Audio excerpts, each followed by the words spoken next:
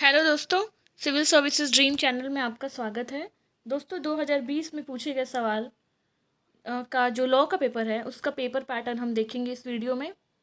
और अगर आपको इसका पीडीएफ चाहिए तो आप हमारे टेलीग्राम चैनल से ज्वाइन करके कमेंट बॉक्स में जाके आप वहाँ से इसका पीडीएफ डायरेक्ट डाउनलोड कर सकते हैं। दोस्तों यहाँ पे आपको 3 घंटे का पेपर रहेगा, 250 मार्क्स के सवाल रहेंगे और आपको कुछ इंस्ट्रक्शंस दिया रहेगा कि आपको टोटल 8 सवाल रहेंगे, उसमें से 5 सवाल करना है और सवाल संख्या 1 और 5 है वो कंपलसरी है करना, बाकी आप अपने मन से कर सकते हैं। तो देखिए यहाँ पे आपसे पहला सवाल बोला गया है कि the goals specified in preamble contain the basic structure of the constitution which can not be amended under article 368 of the constitution. Analyse करिए इस स्टेटमेंट को इन the light of leading decided cases. तो ठीक है, केसेस आपको देने हैं क्योंकि आपका ये लॉ का पेपर है और जो गोल्स स्पेसिफाइड किए गए प्रियम्बल में जो बेसिक स्ट्रक्चर है वो सबको पता है कि वो आर्टिकल 368 की तरह अमेंड नहीं किए गए हैं। तो आपको इस स्टेटमेंट को एनालाइज करना है। अगला सवाल है कि डिस्टिंक्शन बिटवीन, यानी कि आप डिफ्रेंशिएट करिए जुडिशियल रिव्यू में, जुडिशियल पावर में, और आपको स्कोप भी बताना है जुडिशियल रिव्यू का केसेस को रेफरेंस देते हुए जो कि scheduled 10th of the constitution में है। अगला सवाल आपसे कहा जा रहा है कि एनालाइज करिए the relevance of doctrine of eminent domain under the constitution of India, और इसका लिमिटेशंस भी बताना है केसेस के हेल्प से। Next, enumerate the list of fundamental duties का लिस्ट बताइए जो भी आपको संविधान में यानी कॉन्स्टिट्यूशन में दिया हुआ है, और रेशनल क्या है ये फंडामेंटल ड्यूटीज़ इनकॉर्पोरेट करने का, यानी कि लॉजिक क्या है ये डालने के पीछे। और आपको ये भी बताना है कि under the constitution through the 42nd constitution amendment act 1976। Next है कि आपको बताना है कि वेरियस मोड्स ऑफ क्या है judicial control of the delegated legislation. अगला सवाल आपसे बोला गया है कि आप डिस्कस करिए power and functions of Lokpal और लोकायुक्ता, लोकपाल एंड लोकायुक्ता एक्ट जो 2013 का है। और आप बताइए कि हाउ डू यू थिंक, आप ये बताइए कि ऑफिस ऑफ लोकपाल है वो किस तरह से बेटर है एंटी करप्शन मैकेनिज्म से। Next, explain the pardoning power of the president, pardoning power of the president को आपको एक्सप्लेन करना है। और आपको ये भी एग्जामिन करना है how far the judicial review can be exercise over such power, और यहाँ पे किस तरीके से जुडिशियल रिव्यू एक्सरसाइज करती है। Distinction between quasi judicial and administrative function, quasi judicial bodies और एडमिनिस्ट्रेटिव फंक्शन है उसके बीच में आपको डिस्टिंक्शन बताना है कि is no longer exclusive criteria for deciding whether or not the rules of natural justice apply. आपको क्रिटिकली एग्जामिन करना है स्टेटमेंट को with the help of illustrations, यानी कि एग्जाम्पल की मदद से आप डिस्कस करिए, फिर डिफ्रेंशिएट करिए कोऑपरेटिव फेडरलिज्म और कॉम्पिटिटिव फेडरलिज्म। अगला सवाल आपसे बोला गया है कि आप एग्जामिन करिए, स्कोप बताइए और protective discrimination offer to persons belonging to scheduled caste, scheduled tribes and other backward classes under article 15 and 16 of the constitution of India, और आपको ये डिसाइडेड केसेस से एक्सप्लेन करना है। अगला सवाल है कि an amendment of the constitution of India for better union and state relations is due, comment on this statement and substantiate, statement substantiate करिए recommendations for the amendment of specific provisions of the constitution if any on this matter। अगला सवाल आपसे बोला गया है कि governor's office is sui generis, the governor is our system, in our system does not function as a constitutional head for the whole gamut of his responsibilities. There is an important area, though limited and subject to constitutional constraints, within which he acts in the exercise of his discretion। Examine करना है आपको statement में in the light of Sarkaria commission की report के reference से। Next है कि क्या लोकल बॉडीज इंजॉय कर रहे हैं autonomy in performing their role in the field of economic development and social justice, explain in the light of relevant constitutional provision. आपको ये भी बताना है कि अब पावर्स एंड फंक्शंस यूपीएससी का बताइए, यानी कि union public service commission. Next, parliamentary privilege जो है is an essential incident to the high and multifarious functions which the legislature performs, discuss करिए। एंड आपको क्या reform do you suggest if any in the existing position. तो parliamentary privileges के बारे में आपको बताना है इसमें। Well certainly law is important in India, it can't be at the cost of justice. ठीक है, पता है आपको ये फेमस स्टेटमेंट है, ये जो लॉ है इम्पॉर्टेंट है लेकिन वो न्याय यानी कॉस्ट के बेसिस पे नहीं हो सकता है। तो इस स्टेटमेंट को आपको थोड़ा क्रिटिकली एग्जामिन करना है in the context of curative writ petition in India, और आपको रेलिवेंट केस भी बताना है। पॉलिटी से काफ़ी आप लिंक कर सकते हैं। यहाँ पे है कि what are the various steps involve for concluding in international treaty and bringing it into force, मतलब आपको वेरियस स्टेप्स बताना है जो इंटरनेशनल ट्रीटी में होते हैं। नेक्स्ट है कि WTO member country X agrees with a non-member country Y to reduce the tariff on product A to 7%. Can the WTO members claim the same tariff level to the on like product A from country X? So how have the dispute settlement bodies defined the like product in Article 1 of the GATT, यानी कि Generally Accepted Tariffs and Trade? तो ये अगर आपको समझ में आ जाए question तो आप अपने हिसाब से कर लीजिए। Discuss the purposes and principles governing United Nations, यहाँ पे यूनाइटेड नेशन का आपको पर्पस भी बताना है और प्रिंसिपल्स भी बताना है जो गवर्न कर रही है, और क्या रिफॉर्म अगर आपको लगता है ऐसा तो सजेस्ट भी कर सकते हैं आप यूनाइटेड नेशन सिस्टम के लिए। What are the parameters of contentious jurisdiction exercisable by international court of justice, ICJ से सवाल है ये, आपको जो भी पैरामीटर्स है वो आपको बताना है। What are discuss the status of individual international law, especially with reference to human rights treaties, यानी कि आपको इंडिविजुअल का स्टेटस डिस्कस करना है इंटरनेशनल लॉ में, और जो स्पेशली जो है विद रेफरेंस आपको क्या देना है, ह्यूमन राइट्स के ट्रीटीज़ के बारे में। नेक्स्ट है कि in a resolution 69/19 the United Nations General Assembly decides to accord to Palestine a non member observer status United Nations. तो आपको इंपॉर्टेंस बताना है of the resolution while determining the statehood of Palestine, और आप अपने arguments को analyse भी करिए थ्योरी ऑफ रिकॉग्निशन के वेरियस को मतलब रेफरेंस लेते हुए आप बताइए। Asylum ends where extradition begins, आपको इस पर कमेंट करना है और आपको डिस्टिंग्विश यानी डिफरेंस बताना है टेरिटोरियल असाइलम में और एक्स्ट्रा टेरिटोरियल असाइलम में। Do you agree with the view that international law is merely A positive morality, आपको इसका नेचर स्कोप बताना है इंटरनेशनल लॉ में कि जो इंटरनेशनल लॉ है क्या वो मेयरली एक पॉजिटिव मोरालिटी है या फिर उससे कहीं ज़्यादा है। Explain the state practices relating to observing international law with the municipal law. And next है कि एक्सप्लेन करिए the role of arbitration for peaceful settlement of international disputes. Next है द डिस्कस द राइट्स भी बताना है आपको, obligation भी बताना है कोस्टल स्टेट्स का and other states in the territorial waters and the contiguous zone में है जो। एक्सप्लेन करिए डिटेल में the anti dumping provisions under the GATT, यानी कि generally accepted tariffs and trade और world trade organization, and what are the methods laid down for the determination of anti dumping and material injury.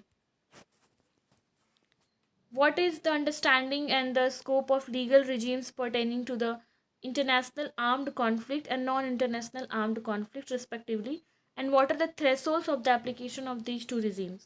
आपको illustrate करना है example के साथ बताना है impact of the international humanitarian law on the international refugee crisis पे, international humanitarian law का क्या इम्पैक्ट है। नेक्स्ट है कि इवेलुएट करिए जो मेन सोर्सेज हैं इंटरनेशनल इन्वायरमेंटल लॉ का, एक्सप्लेन करिए और डिस्कस भी करिए इन पर्टिकुलर, यानी कि आपको स्पेसिफिकली बताना है the emergence of soft law and the principles of international environment law and how this has influence the development of this area in the international law. International terrorism, grounds of intervention और nuclear non proliferation treaty के बारे में भी आपको बताना है। तो ये हो गया पेपर 1। आइए देखते हैं पेपर 2। पेपर 2 में सवाल बोले गए हैं कि आपको इसमें भी 150 शब्दों में लिखना है। If a person who voluntarily consumed intoxicating liquor commits an offence while under the influence of such intoxication, can he plead voluntary intoxication as a defence, discuss in the light of relevance provisions of the IPC। यहाँ पे आपको IPC का relevance लेके ये पूरा statement को justify करना है और डिस्कस करना है। नेक्स्ट है कि इफ़ ए वुमेन वॉचेज और captures the image of the another woman engaging in a private act in circumstances where she would usually have the expectation of not being observed by any other person, does that amount to offense of voyeurism under the IPC Indian penal code. Discuss करिए। अगर आपको इसका हिंदी समझना है तो आप ये हिंदी भी इसका पढ़ सकते हैं। नेक्स्ट है कि is it mandatory to obtain previous sanction for prosecuting a public servant offences under the prevention of corruption act 1988. Discuss करिए in the light of relevant provisions and decisions of the supreme court. ठीक है, आपको यहाँ पे supreme court के decisions को बताना है. Public nuisance does not create a civil cause of action for any person. Comment करना है आपको इस पर. नेक्स्ट है the common cases of vicarious liability relate to servant driving his vehicle in the course of employment. Explain करिए in the light of the decided cases. उसके बाद है कि जो डेफिनेशन है मर्डर का under section 300 of the IPC is very wide. It includes not only both intentional and unintentional causing of death but also cases where death is not even foreseen. आपको ये इस लाइन को, इस पूरे statement को explain करना है. The expression measures of damages means the scale or rule by reference to which the amount of damages is to be recorded and assessed. इस स्टेटमेंट को लाइट में आपको एग्जामिन करना है. The changing contours of damages as a tortious remedy. अगला सवाल आपसे कहा गया है कि दो बोथ सेक्शन जो 34 है 149 है of IPC provide for the imposition of constructive crime liability and there are substantial points of difference between the two. What are they? Next, though the capital punishment is not abolished in India, the recent trade so that Supreme Court in appeals is inclined to modify the same and it sentenced the convict to life imprisonment with further direction that the convict must not released from prison before he or she actually serves the certain specified number of years like 20, 25, 30 years. So do you think the court is justified in issuing such a direction? Comment करिए आप. Critically examine करिए consumer protection act 2019 and इसको distinguish करिए consumer protection act 1986 से. यानी कि basically आपको दोनों में डिफरेंस बताना है कि पहले क्या था और अब इसमें क्या नया ऐड हो गया. नेक्स्ट है कि privilege means that a person stands in such a relation to the facts of the case that he is justified in saying or writing what would be slanderous and libellous in anyone else. So explain करिए statement को with leading case law. Unless the ingredients of either theft or extortion are present neither the offense of robbery nor the offense of डकैती can be made out. Explain. So mere proof of presence of both actus reus and mens rea is not sufficient. The concurrence between the two needs to be established to impose criminal liability. आपको इस statement को इल्यूसिडेट करना है cases बताते हुए. The rule of crown was not answerable for tort committed by its servant has never been applied in India. Examine करिए statement को in the light of the decided cases. Like an ordinary paper contract, the electronic contract is also primarily governed by the codified provisions of Indian Contract Act 1872 as applicable to contracts in general. So explain the statement highlighting the legal provisions relating to conclusion of electronic contract. Discuss करिए the access and benefit sharing ABS law provided under the Biodiversity Conservation Act 2002 with special reference to adjudication of biodiversity disputes and jurisdiction of NGT जिसको हम national green tribunal कहते हैं. The Supreme Court of India in public interest litigation PIL cases relating to COVID-19 pandemic adopted a judicial policy of non-interference into the policies of government. तो elucidate करिए with the help of decided cases. कह रहा है कि a surety is said to be discharge from liability when his liability comes to an end. So throw light on the statement with relevant legal provision under the Indian Contract Act 1872. According to Anson, contract of insurance bears a certain superficial resemblance to wagering agreement, but they are really transactions of different nature. Elucidate. The grant of patent implies that patentee has a right to exclude others from using the invention and examine the implication of the above statement with the relevant provisions of the Patent Act 1970 and leading judgments. No court will lend to its aid to a man who found his cause of action upon an immoral, illegal act. Are the exceptions to the above said rules explain?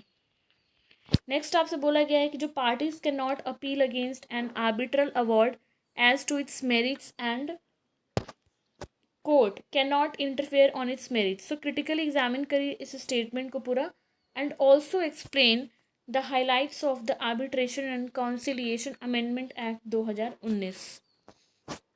Next है कि जो objective है section 138 of the negotiable instruments act 1888 is to promote the efficiency of banking operations and ensure credibility in transacting business through checks. तो आपको इस statement को explain करना है रीसेंट के अमेंडमेंट्स बताते हुए. नेक्स्ट है कि laws are gear to protect the right to equitable remuneration but life is beyond the material.